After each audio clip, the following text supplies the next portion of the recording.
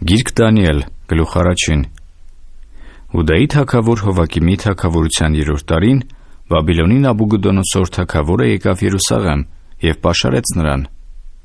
Եվ Տերը Հուդայի Հովակիմ թագավորին և Ասոտ անանոթների մի մասը նրա ձեռքը մատնեց։ Եվ նա նրանց տարավ Սենար երկիրը, իր Աստծո տունը, և անոթները դրավ իր Աստծո գանձատանը։ Եվ թագավորն ասեց իր ներքնապետ Ասփանեզին, որ բերե Իսրայելի որդկանցից և թագավորական սերունդից և իշխանազուններից բնավ առաջ չունեցող և գեղեցկադեմ և ամեն իմաստության ընդունակ և գիտության տեղյակ և հանճարեղ և թագավորական պալատումը կանգնելու կարողություն ունեցող տղերք, և նրանց սովորեցնե քաղդեացիների գիրն ու լեզուն։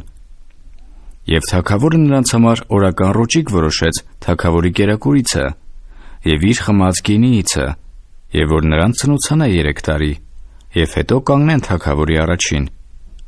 Եվ նրանցում կային Հուդայի որդիներից Դանիելը, Անանիան, Միսաելը և Ազարյան։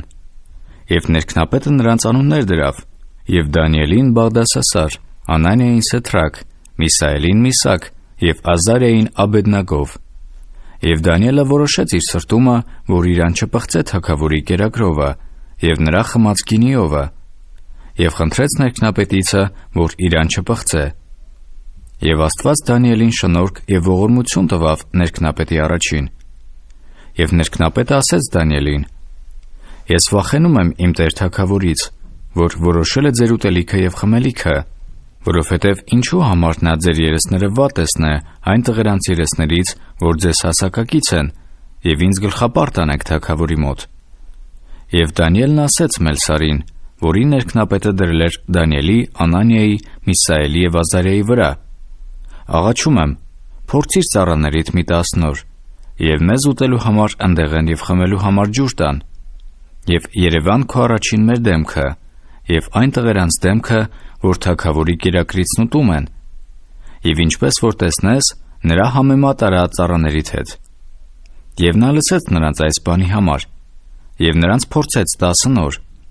և 10 նորից հետո նրանց դեմքը ավելի լավ և մարմնով գեր էին, քան թե այն ամեն տղերքը, որոնք ուտում էին թագավորի կերակրիցը։ Եվ Մելսարը վեր էր առնում նրանց թագավորական կերակուրը, և նրանց խմելու գինին, և նրանց ընդեղեն էր տալիս։ Եվ Աստված այս 4 տղերանց գիտություն և հանճար տվավ ամեն դպրությունում և իմաստությունում, և Դանիելը հասկանում էր ամեն տեսիլք և երազ։ Եվ այն օրերը վերջանալուց հետո, որ թագավորը հրամայել էր նրանց բերել, այն ժամանակ ներքնապետը բերավ նրանց Նաբուգոդոնոսորի առաջը, և թագավորը խոսեց նրանց հետ։ Եվ նրանցից մեկը չգտնվեցավ Դանիելի, Անանիայի, Միսաելի և Ազարիայի պես։ Եվ նրանք կանգնեցին թագավորի առաջին։ Եվ իմաստության գիտության վերաբերյալ ամեն բանում, որ թագավորը հարցնում էր նրանցից, թագավորը նրանց տասնապատիկ գերազանց էր գտնում իր բոլոր թագավորությունումը եղող մոգերիցն ու հմայողներիցը։ Եվ Դանիելը մնաց մինչև Կյուրոս թագավորի առաջի տարին։